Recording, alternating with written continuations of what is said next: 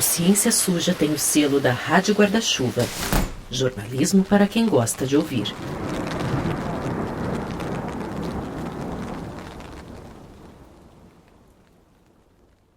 Esse episódio traz relatos envolvendo abuso sexual e violência contra menores. Fica o aviso antes de você seguir. Homem e mulher, bem e mal, requerente e requerida, vítima e agressora, pai e mãe, alienado e alienadora. Esses são alguns dos termos comuns ligados à lei da alienação parental e que já trazem toda uma conotação de que o marido é um coitado e a mulher uma aproveitadora. Mas calma, melhor me apresentar antes de tudo. Meu nome é Gabriela Bailas, eu sou conhecida como Bibi Bailas, sou PhD em Física, especialista em Neurociência e Comportamento e comunico ciência no Física e Afins e no @Bibi Bailas. Fui uma das selecionadas aqui do podcast Ciência Suja para produzir um episódio nessa temporada, no caso, sobre a Lei da Alienação Parental, ou LAP, para os mais íntimos. Boa, Bibi, chegou chegando. E a Bibi é humilde, tá, gente? Então ela não citou alguns números incríveis. Mas os conteúdos dela, que são de altíssima qualidade, são vistos por milhares de pessoas. Só o canal dela no YouTube, o Física e Afins, tem mais de 380 mil seguidores. E a gente ficou muito feliz de poder contar com uma divulgadora científica desse quilate para nossa terceira temporada. Enfim, Bibi, entre tanta coisa bacana e importante que você aborda, conta pra gente o que te motivou a olhar para alienação parental. Para mim, a lei da alienação parental parece um pouco com aquelas palavras do português, tipo seção com S, depois 2 S's, secção com C e C cedilha, seção com S e C cedilha, ou seção com C e depois 2 S's. Ufa, é muita coisa. Muita gente se confunde entre essas palavras e muita gente também confunde o que é a LAP e o que ela significa. Além disso, eu estive muito envolvida na luta contra a constelação familiar, uma pseudociência que invadiu o SUS e o judiciário. A constelação familiar é uma prática sem comprovação científica. Seu criador, Bert Hellinger, acreditava que as meninas que eram abusadas por seus pais e padrastos faziam isso por amor às mães, que por sua vez não davam a devida atenção ao marido. Tem inclusive um MesaCast do Ciência Suja sobre a invasão da constelação familiar no judiciário. Pois é, e de um certo jeito, a pseudociência que originou a lei da alienação parental traz bases muito parecidas com a constelação familiar, machismo, pedofilia, misoginia. Mas quando você pergunta para alguém o que é alienação parental ou a lei da alienação parental, as respostas variam muito. E tem muita gente que acha que essa lei é boa, até porque ela pode passar uma ideia de ser boa, mas não é. Deu para entender a comparação com a palavra seção, ou secção, ou sessão? Faz sentido, Bibi, porque é aquilo, né? Há quem diga ainda hoje que a lei da alienação parental veio para salvar as crianças de mães que querem impedir só de raiva ou birra que os pais tenham contato com elas. Mas tem também quem diga que essa lei veio para perpetuar diferentes abusos cometidos pelo pai ou para dificultar o contato da mãe com o filho. E até porque a Bibi já falou, a gente não vai fazer suspense. Tá certo quem acredita nessa segunda hipótese e muito errado quem insiste na primeira. Desde 2010, quando foi instituída, a lei da alienação parental tá cobertando casos tão cruéis e violentos que foi difícil a gente aqui ouvir. Ela foi patrocinada por grupos de pais homens, com forte lobby da pedofilia também. No episódio de hoje, o Ciência Suja vai entrar no mundo das varas de família do judiciário brasileiro e conversar com psicólogos, advogados, juízes e até com uma vítima da alienação parental. E claro, a gente também vai revelar a pseudociência que está por trás dessa lei toda torta. Eu sou o Theo Rupreste. Eu sou a Thaís Manarini. E eu sou a Bibi Bailas. Esse é o 4º episódio da 3ª temporada do Ciência Suja, o podcast que mostra que em crimes contra a ciência, as vítimas somos todos nós.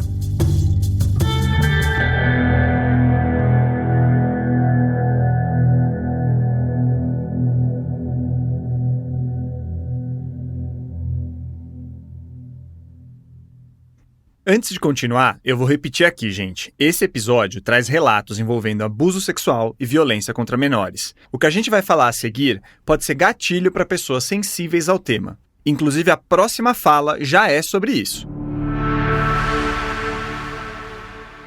essa senhora tinha duas opções. Ou ela rompia de vez e a criança, ela sabia que o sistema ia jogar a criança no colo do pai abusador, ou ela tentava criar um mundo de fantasia, né? E para confortar essa criança e dizer, olha, faz parte e tal. E aí que me apavorou, assim, ela disse, ó, e eu mandava, inclusive, um KY para ela, para lubrificar, para não ter tanta dor. Aquilo, eu juro para vocês, naquele dia eu chorei abertamente ali, né? Fiquei muito emocionado. Esse soco no estômago é do juiz Romano Novaes. E para deixar claro, ele estava contando o caso de uma mãe que, como não conseguiu reaver a guarda da filha de um pai sexualmente abusador, pelo menos tentava minimizar as dores de um estupro da criança, dando lubrificante para ela, numa espécie de política de redução de danos. É muito aterrador. Porque aquilo é inacreditável. Bastasse que essa lei tivesse feito isso com uma criança, que já era o suficiente para a gente revogar essa lei. O juiz Romano atuou por anos nas varas de família do estado de Santa Catarina. A lei que ele está falando é a 12.318 de 2010. Ou, como você já deve estar suspeitando, a Lei da Alienação Parental, a LAP. E assim, nós aqui e a Bibi pensamos muito se deveríamos trazer essa história, porque ela é pesada. A gente pede até desculpas por isso. Mas é que, por outro lado, eu não consigo pensar em uma desumanidade tão marcante para uma criança e para uma mãe e que justifique a luta do juiz Romano e de outras pessoas pela revogação dessa lei. Tem até um movimento nas redes sociais com a hashtag RevogaLAP. E você já vai entender como uma lei pode acobertar barbaridades como a que o juiz Romano contou. Mas antes, a gente precisa te falar do argumento que fez ela sair do papel para começo de conversa. Em tese, a teoria original vai dizer que a alienação parental, ela é o ato em que um genitor, geralmente o genitor guardião ou residente, né? Ou seja, aquele que mora com a criança ou que tem mais contato com a criança, ele de alguma forma iria cooptar essa criança, fazer uma aliança com ela contra um genitor. Na teoria original, o Richard Gardner até usa o termo lavagem cerebral. Richard Gardner, guarda esse nome, porque a gente vai voltar nele já já. Mas aqui quem está falando é o doutor em psicologia Josimar Mendes. Desde o mestrado, o Josimar vem estudando alienação parental e questões pós-divórcio. Então, esse pai que detém a guarda ou que tem mais contato com a criança faria essa lavagem cerebral para que a criança se afastasse do contato do outro pai. Então, ela sairia alienada desse contato. Por isso, então, a gente chama-se, né, alguns chamam de alienação parental. Então, isso seria a alienação parental ou ato de alienação parental.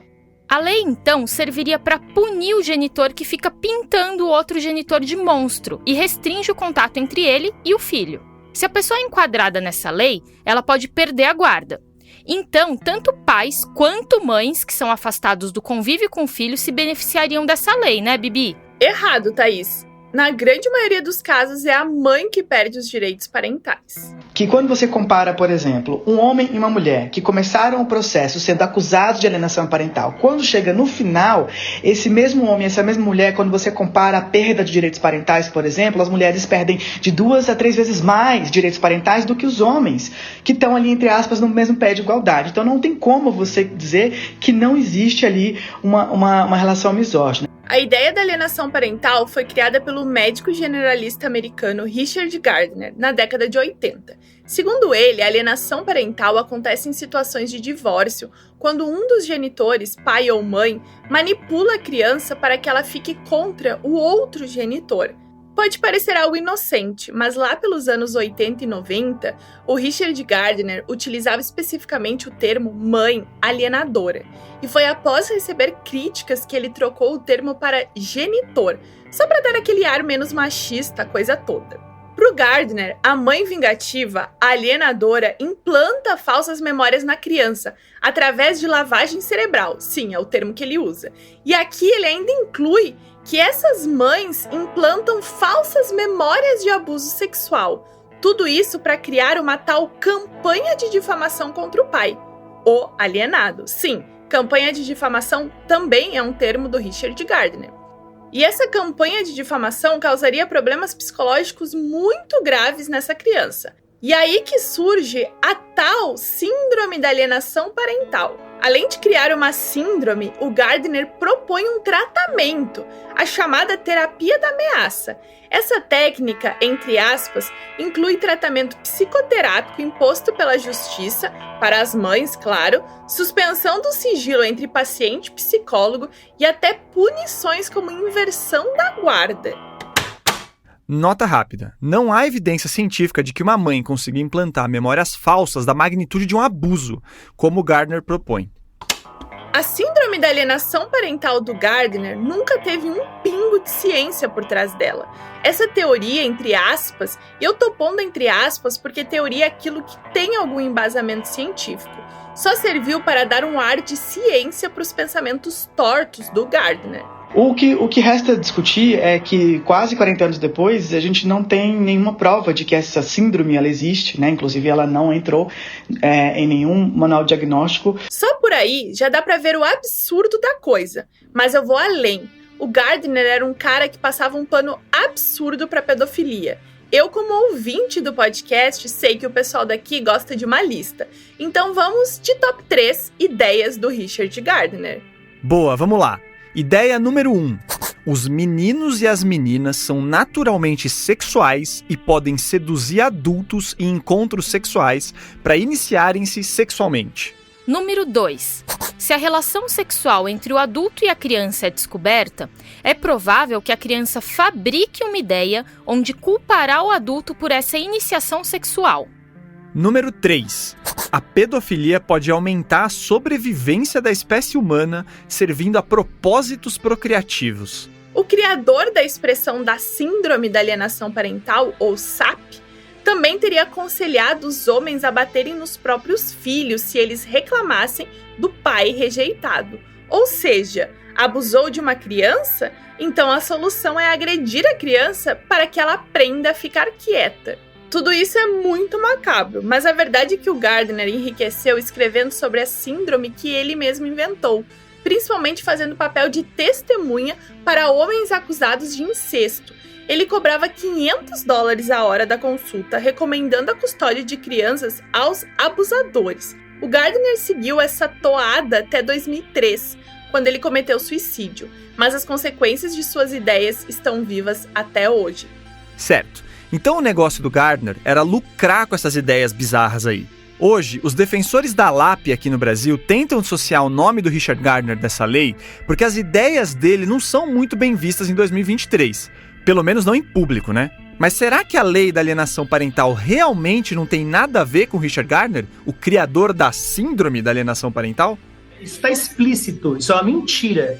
Na verdade, o que acontece? E isso constrange, evidentemente. Nós estamos falando de alguém que falava abertamente da pedofilia, que incentivava a pedofilia, né? Então, assim, isso é constrangedor para quem defende a lei de alienação parental. A explicação que você acabou de ouvir é do Carlos Eduardo Júnior, um advogado que defende mulheres acusadas de alienação parental. E olha só, o PL da alienação parental foi apresentado pelo então deputado federal Regis de Oliveira, do Partido Social Cristão, o PSC.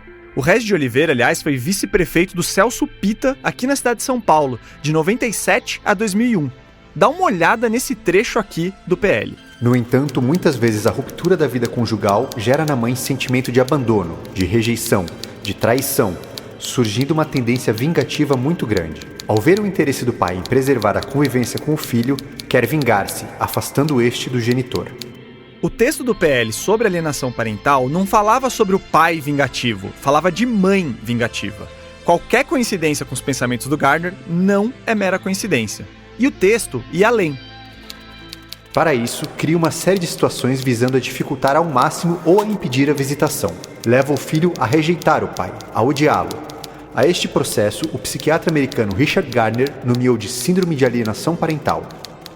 Pronto, tinha até o nome do cara no projeto. No texto final da lei, essas bizarrices mais escancaradas foram retiradas, mas as partes mais objetivas, que definem a sua aplicação mesmo, ficaram praticamente intactas. Então, assim, qualquer divergência entre o casal é taxado de alienação parental. Mas a gente insiste que esse termo não seja usado porque a alienação parental ela se originou de uma teoria pró-pedófila, né? Para proteção de pedófilos. Então, assim, ela é como a gente diz no direito, ela é um fruto da árvore envenenada. Ela tem, na sua essência, uma maldade intrínseca. Você acabou de ouvir a Cláudia Ferreira, uma advogada e ativista em defesa das mulheres e crianças e focada nos absurdos da lei da alienação parental. Ela é esposa do juiz Romano, que contou aquele caso horroroso no começo. Os dois deram essa entrevista juntos, inclusive. E para ficar claro, quando a Cláudia fala que não é para usar o termo alienação parental em brigas de casal, ela não está dizendo que não existe violência doméstica ou psicológica, ou mesmo que pais e mães não possam cometer injustiças envolvendo a criança e a guarda da criança. Mas é que esse termo, alienação parental, está contaminado desde a raiz por práticas pedófilas e pelo machismo. A Bibi vai trazer uma história real para vocês terem ideia do que eu tô falando. O Carlos Júnior, aquele advogado que defende mulheres que são acusadas de alienação parental, apresentou pra gente uma de suas clientes. A gente vai chamar ela só de Gisele. E para não expor demais a situação, a gente também vai ocultar alguns nomes, datas e outros detalhes do caso. Pela Gisele, a gente citava nome completo e tudo, mas essa é uma decisão editorial nossa. Bom, a Gisele foi acusada em um processo de alienação parental e chegou a perder a guarda da filha. A gente já adianta que hoje ela reverteu a situação e agradece muito ao Carlos Eduardo por isso. Mas no começo do processo, o advogado antigo dela comeu bola e não respondeu aos chamados do juiz. E estava escrito assim no processo: compreendendo que a mãe relapsa não compareceu a uma audiência do mês de novembro, então nós entendemos que o ideal seja a gente tirar a guarda dessa mãe e ainda imputar a visita assistida. Essa é a Gisele. Então um dia ela simplesmente chegou para buscar a filha de 9 anos na escola e descobriu que ela havia sido levada e entregue ao ex-marido por uma decisão judicial. Tenho dificuldade de me lembrar disso sem sofrer. Eu nem sabia o que era uma guarda assistida. Eu nem sabia o que era perder guarda. E muito menos que eu estava próximo disso. A Gisele ficou meses sem ter qualquer contato com a filha depois desse dia na escola. 4 meses depois, só pude vê-la por uma coincidência ainda. Foi assim. O ex-marido de Gisele sugeriu para a justiça que ela encontrasse a filha domingo sim, domingo não, em uma praça perto da casa dele. E o juiz topou. Então eu passei a ir em domingos alternados até a praça para poder vê-la. E ele nunca estava lá.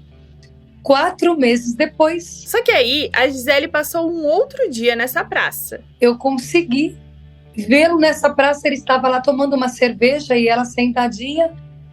E quando ele me viu, ele ficou desesperado, pegou ela pelo braço.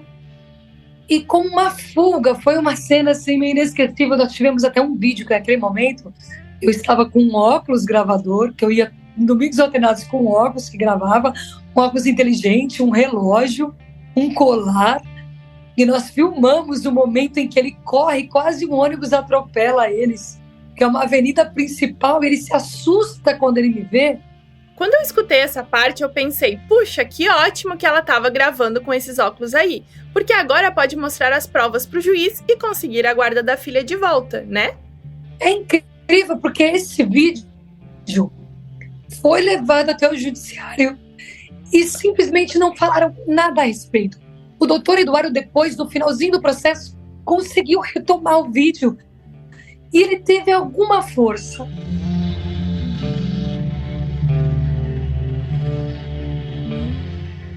A gente vai voltar nessa história durante o episódio, mas o Dr. Eduardo que a Gisele mencionou é o Carlos Eduardo, o advogado atual dela, que a gente já ouviu aqui. Durante a nossa entrevista, ele contou que a lei da alienação parental no Brasil foi uma espécie de reação à Lei Maria da Penha. A lei de alienação parental ela foi criada pouco tempo após a Lei Maria da Penha, que é uma lei criada para proteger mulheres vítimas de violência doméstica e familiar. Então, me pareceu uma resposta do parlamento ao movimento de mulheres que, depois de anos, conseguiu um instrumento de proteção. A Lei Maria da Penha foi sancionada em agosto de 2006 e foi criada com o objetivo de coibir e punir a violência contra as mulheres, em especial a violência doméstica. Já o PL da alienação parental foi apresentado em outubro de 2008 E a lei em si foi sancionada em agosto de 2010, 4 anos depois da Lei Maria da Penha.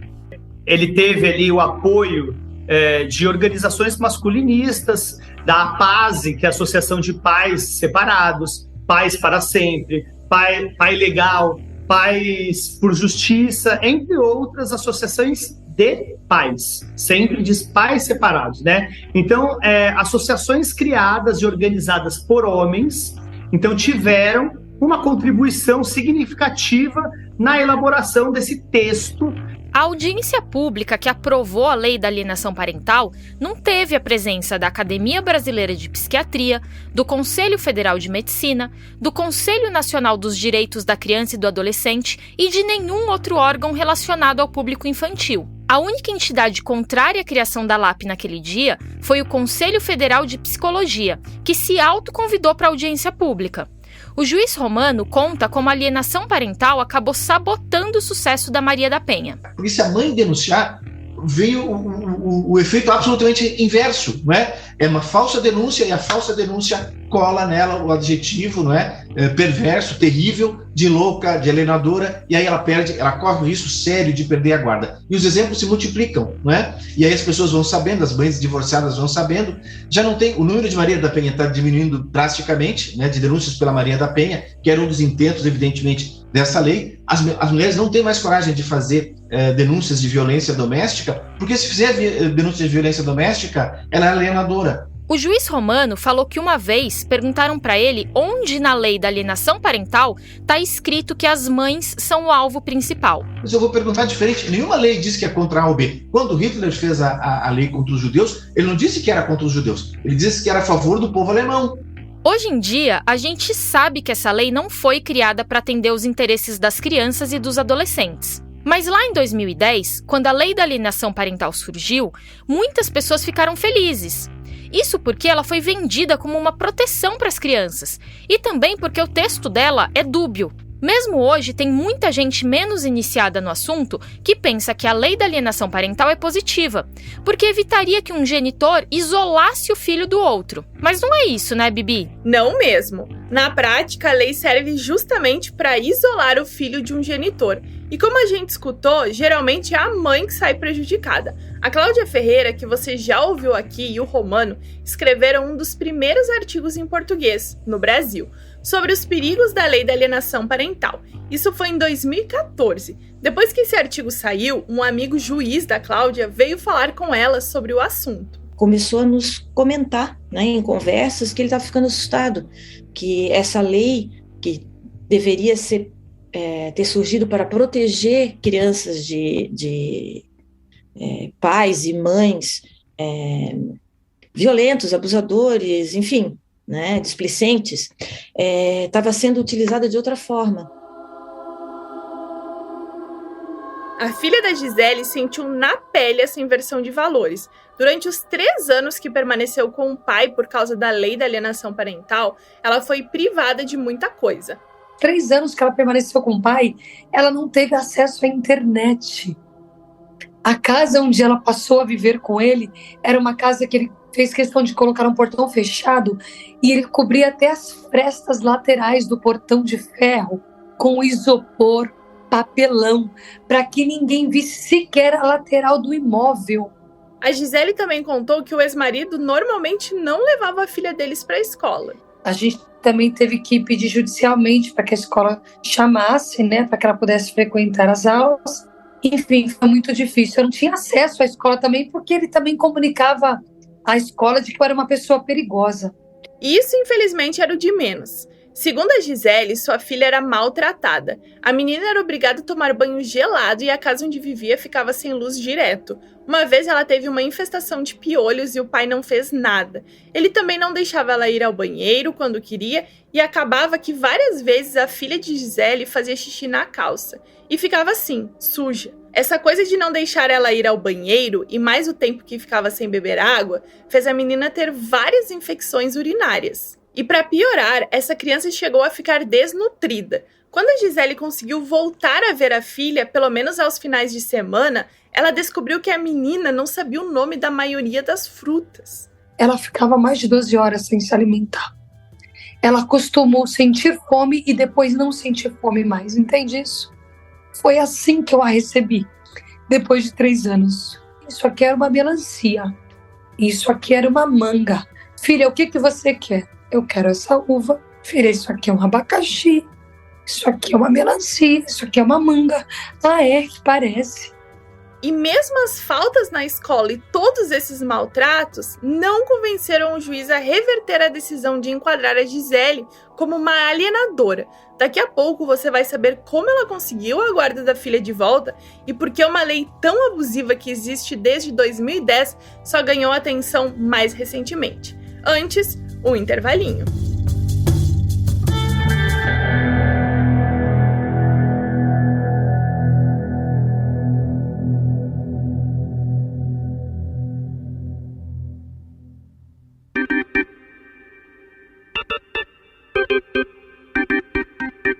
Eu queria aproveitar esse intervalo para falar do podcast Economia do Futuro, que é um dos nossos parceiros da Rádio Guarda-Chuva. O Economia do Futuro é tocado pela jornalista Melina Costa e traz debates muito bem embasados sobre a transição para uma economia de zero carbono e que também seja mais justa e alinhada com a natureza. Eles estão com um especial agora sobre o CO2, o gás carbônico, né? E que vale muito a pena. O último episódio falou até de uma startup brasileira que produz leite de vaca carbono zero. O Ciência Suja também tem o apoio do Instituto Serrapilheira, que fomenta a ciência e a divulgação científica. E a gente está com um projeto de financiamento coletivo na Aurelo, pensando em manter e crescer o projeto. Se você puder contribuir, assine um dos nossos planos, que garantem bônus e conteúdos exclusivos. É só acessar o site da Aurelo e buscar pelo Ciência Suja, que lá você vai ter todas as informações. Se ficar com qualquer dúvida, fala com a gente pelo cienciasuja@gmail.com ou nas nossas redes sociais. Aliás, um agradecimento especial aos nossos apoiadores do plano Paladinos da Ciência, como Gustavo Mataruna e o Deolindo Crivellaro.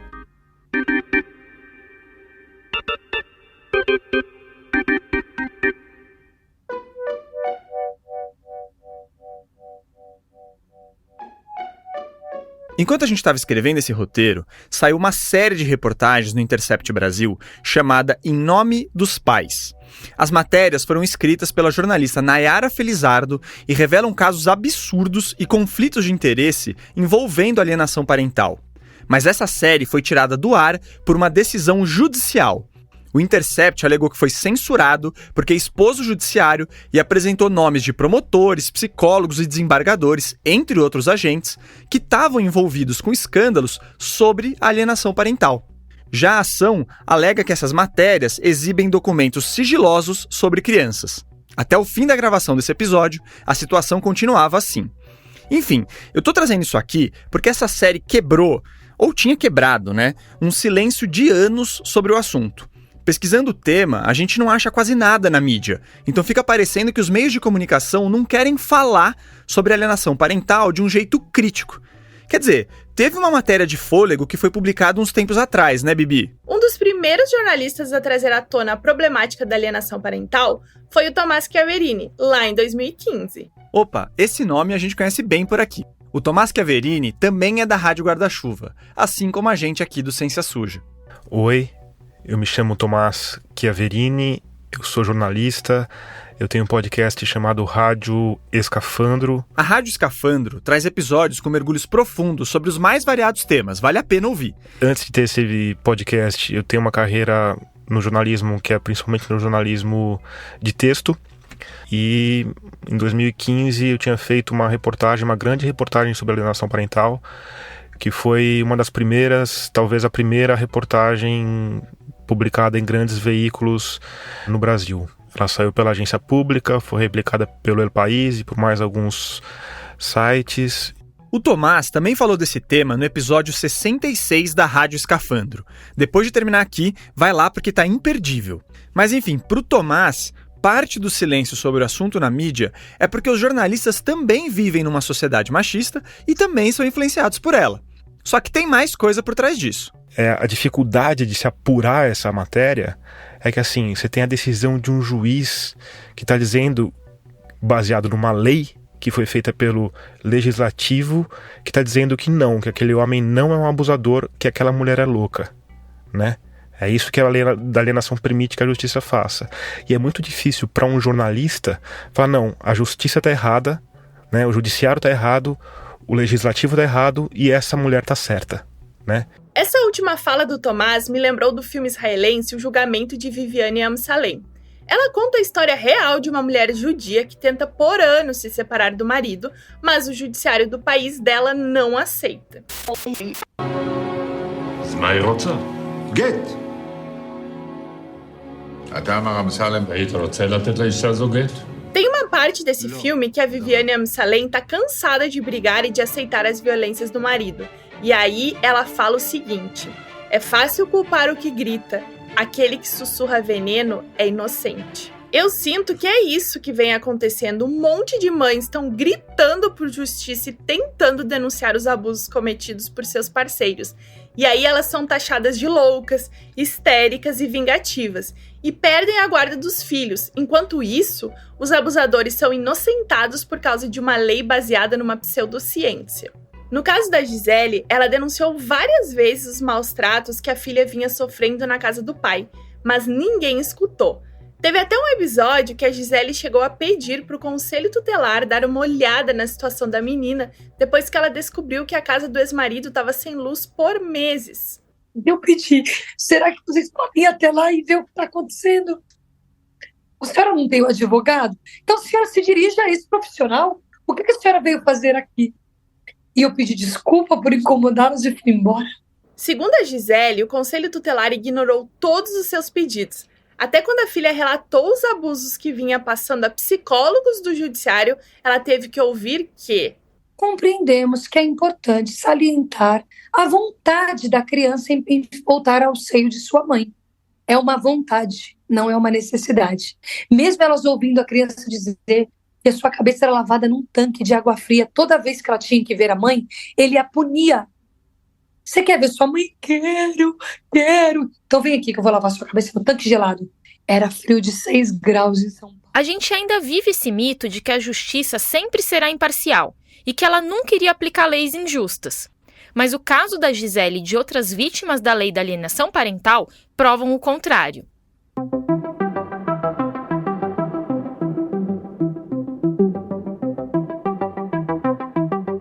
Nesse ponto do episódio, você já deve ter entendido que a lei e a síndrome da alienação parental vêm ajudando a perpetuar um ciclo de violência contra mulheres e seus filhos. Mas ainda falta responder 3 perguntas importantes. Primeira, por que os juízes permitem que a lei da alienação parental seja usada contra mulheres e crianças? Segunda, existe algum movimento de órgãos e instituições contra a lei da alienação parental?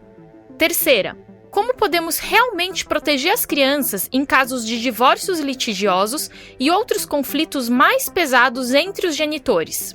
O juiz Romano, que só para lembrar aqui, trabalhou por anos nas varas de família de Santa Catarina, ajudou a gente a entender melhor a primeira questão. Ou seja, como o judiciário segue levando a lei da alienação parental a sério. Sendo bem objetivo, os juízes têm uma carga de trabalho desumana. Eu tenho na minha unidade hoje 10 mil processos. E recebo todos os meses 700 processos novos. É claro que o volume, a quantidade, vamos ser muito sinceros, ela acaba interferindo na qualidade do trabalho. No Brasil, o desempenho dos juízes também é avaliado pelo número de processos que ele tira da frente. Então acaba que reflexões mais longas não são exatamente estimuladas. Além disso, a falta de tempo faz com que alguns juízes baseiem demais suas decisões em laudos de outros profissionais, sem avaliar de onde esse pessoal vem e quais seus valores e limitações.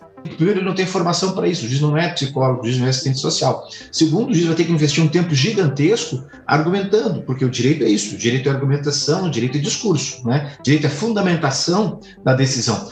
Mas o juiz Romano não está tirando o corpo dele, não. O juiz, o Ministério Público tem que se envolver mais detidamente, porque é uma epidemia, isso é um caso grave, não é? É um caso grave de saúde pública, inclusive, que as pessoas estão negligenciando. Nós vamos ter uma geração de crianças submetidas a essa lei que vão investir muito dinheiro em psicólogo e psiquiatra no futuro, porque os reflexos dessa lei são perversos.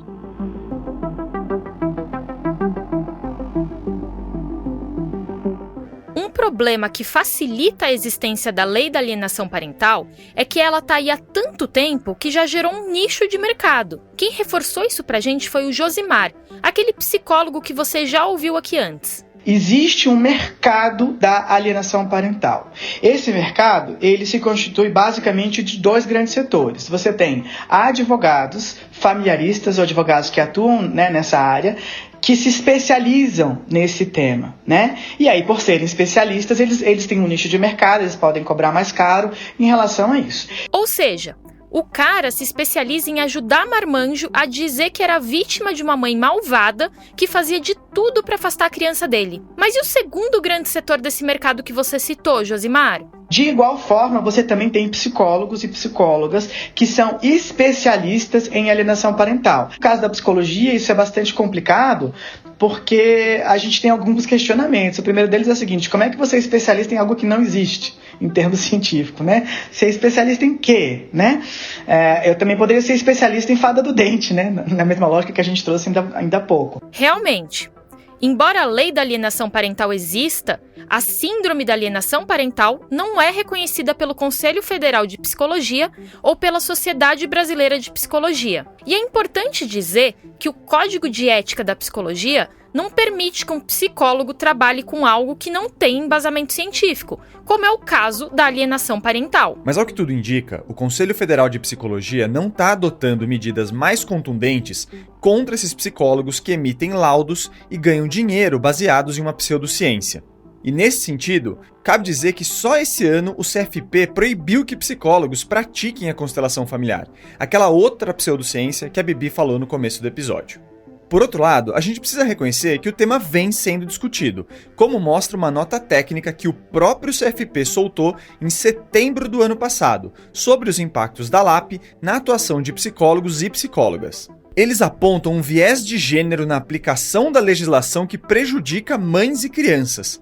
E na conclusão, a nota técnica pede para que os psicólogos não fundamentem suas análises sobre membros de grupos familiares com base na alienação parental, pelo menos como ela está definida na lei.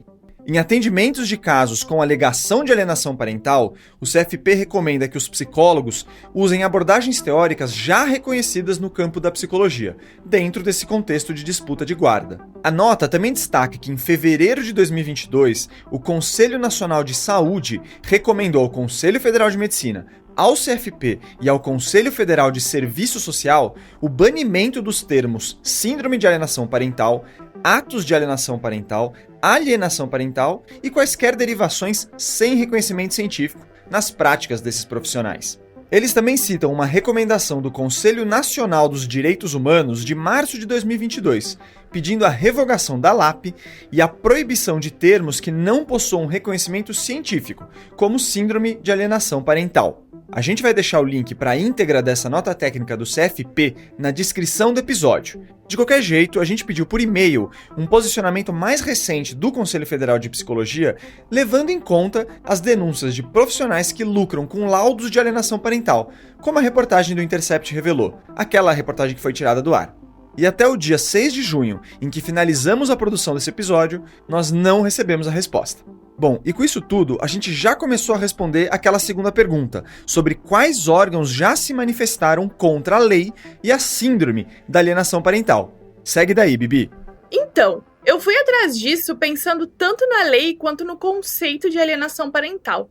Ou seja, quais instituições são contra a lei e quais destacam que a síndrome da alienação parental nem existe. Começando pela lei, no dia 4 de novembro de 2022, peritos da ONU, a Organização das Nações Unidas, pediram para o Brasil revogar a LAP. Esse pedido, claro, ainda não foi atendido pelo Estado brasileiro. Já no último 13 de abril, a relatora especial da ONU sobre violência de mulheres e crianças, a Rem Al-Salem, citou nominalmente o Brasil em um relatório para o Conselho de Direitos Humanos da própria ONU. Eu separei aqui um trechinho para você ter noção.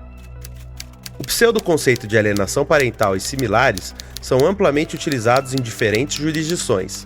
Em 2010, o Brasil promulgou a Lei nº 12.318, que define especificamente a alienação parental e prevê sanções para os atos considerados como alienação parental.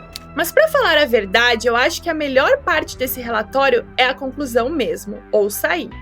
Este relatório demonstra que o pseudoconceito desacreditado e não científico de alienação parental é usado em litígios de direito de família por agressores como uma ferramenta para continuar seu abuso e coerção e para minar e desacreditar as reivindicações de violência doméstica feitas por mães que tentam manter seus filhos seguros. Também mostra como a regra do melhor interesse da criança é violada ao impor e priorizar o contato entre criança e um ou ambos os pais, mesmo quando há evidências de violência doméstica. Com base nisso, a Rem Al-Salem recomendou que os estados legislem para proibir a invocação de alienação parental ou pseudoconceitos semelhantes em disputas de direito de família e o uso dos chamados especialistas em alienação parental e pseudoconceitos semelhantes.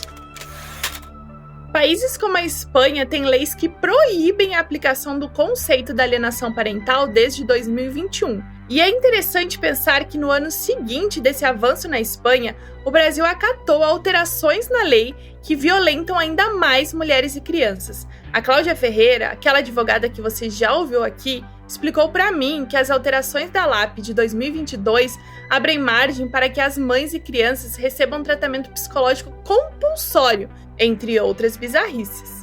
Eles falam que é uma violência psicológica grave, que a mãe precisa de tratamento psicológico e psiquiátrico, a mãe e a criança, que eles têm que ser submetidos a tratamento compulsório, sendo que assim, tratamento psiquiátrico compulsório no Brasil deixou de ser compulsório há muito tempo, né? Só se aplica isso em casos extremos, né? E com todo um protocolo legal e psiquiátrico envolvido. A Cláudia também contou que no ano passado a alienação parental entrou em outros dispositivos legais, como o da escuta protegida. A escuta protegida é uma estratégia que foi trazida para a legislação brasileira para casos de violência sexual contra a criança, ou na presença dela. Nela, adolescentes, crianças e vítimas de violência prestam depoimentos à justiça com o apoio de uma equipe técnica capacitada. Tudo na intenção de que essa não fosse revitimizada. Mas agora, crianças que sofrem a suposta alienação parental também devem ser ouvidas por esse procedimento especial. É uma espécie de aval e de uma popularização que a alienação parental ganha, porque ela começa a ser igualada a casos de abuso sexual ou psicológico grave. Então, hoje não basta mais revogar a lei. Tem que revogar a lei e banir o termo de vários dispositivos legais nos quais eles vêm insidiosamente inserindo nos últimos anos, para dificultar, eles criaram uma rede, né, uma teia, para dificultar qualquer revogação. E eu também acho que a gente tem que começar a tirar do nosso inconsciente coletivo que a alienação parental existe. Só para reforçar, a alienação parental vem de uma ideia misógina, sexista e pró-pedofilia, de um médico americano que enriqueceu às custas do sofrimento de mães e crianças.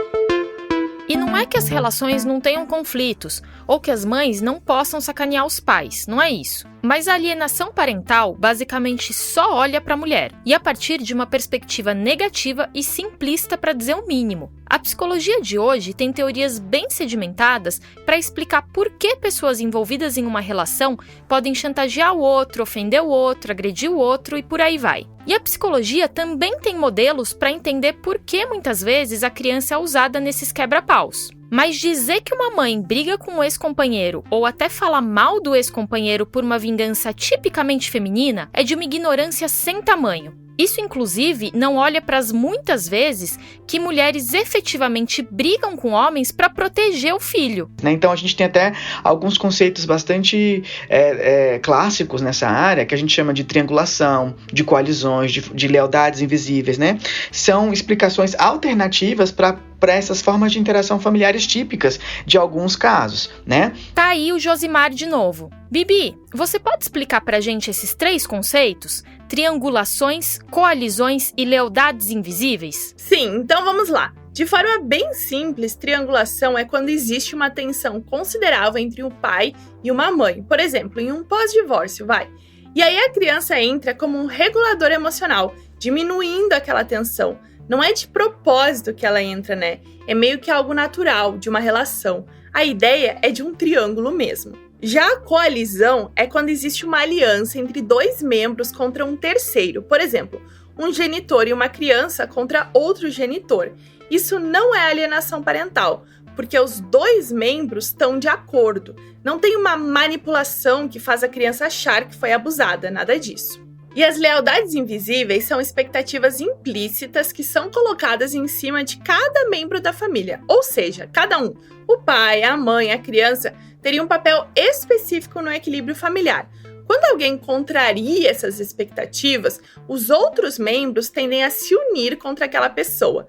Tudo isso que eu falei tem embasamento científico. Essas teorias vieram antes da alienação parental, foram sendo aperfeiçoadas e tão bem estabelecidas dentro da psicologia para situações de conflito familiar. Daí a gente chega na pergunta sobre como podemos proteger as crianças de conflitos mais fortes dos pais e mesmo sobre como a gente minimiza o efeito desses conflitos nos próprios pais. Um ponto para começo de conversa é que o conjunto de leis, sem a lei da alienação parental, já é capaz de defender crianças que são afastadas ostensivamente de um genitor. Mas o Josimar apontou um possível caminho que pensa mais em apoio psicossocial. E para a gente ter uma visão de compreensão e de apoio psicossocial, a gente necessariamente tem que abandonar essa sanha, esse desejo quase perverso e fetichista de punição, né? Para isso dar certo, o Josimar fala que é importante parar de olhar para a família apenas pelo foco da disfuncionalidade e com esse viés de ter um herói, um vilão e uma vítima apenas. Na verdade, todo mundo, cada um do seu jeito, vai ter que ser apoiado. Os abusadores, claro, vão ter que responder perante a lei e podem, ou até devem, na verdade, ser isolados do convívio com os abusados. Mas mesmo o abusador vai precisar de suporte se a gente quer parar com esse ciclo de violência.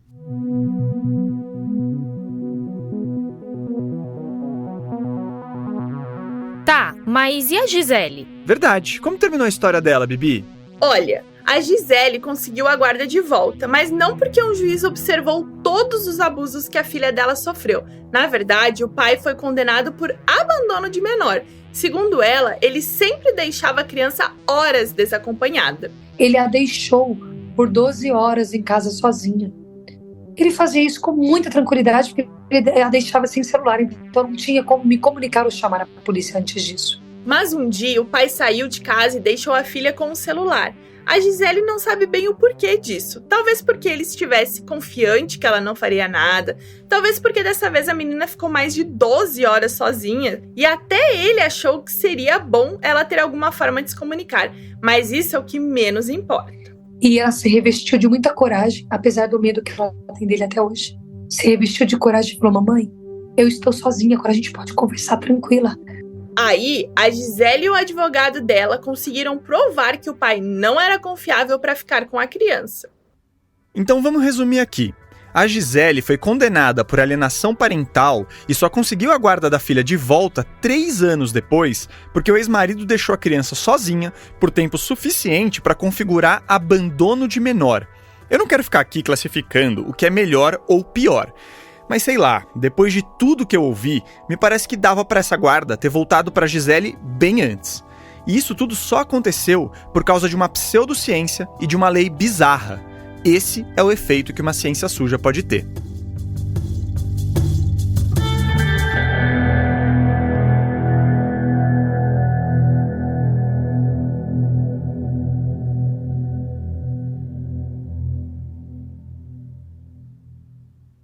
Para quem quiser, a Bibi vai seguir nesse assunto da alienação parental nos canais dela. Então, é só ficar de olho no @BibiBailas no Instagram e no Física e Afins no YouTube. Bibi, obrigada por estar com a gente nessa, viu? Que isso! Capaz, eu que agradeço. E saindo um pouquinho do roteiro, eu quero dizer que eu tô muito feliz pela oportunidade e quero agradecer toda a equipe do Ciência Suja por terem entendido que eu estou no puerpério e o Humizinho tá com 2 meses, então toda essa pesquisa pro roteiro demorou um pouquinho mais do que o esperado, mas todo mundo foi incrível comigo, então de coração eu agradeço e contem sempre comigo. E bora divulgar ciência!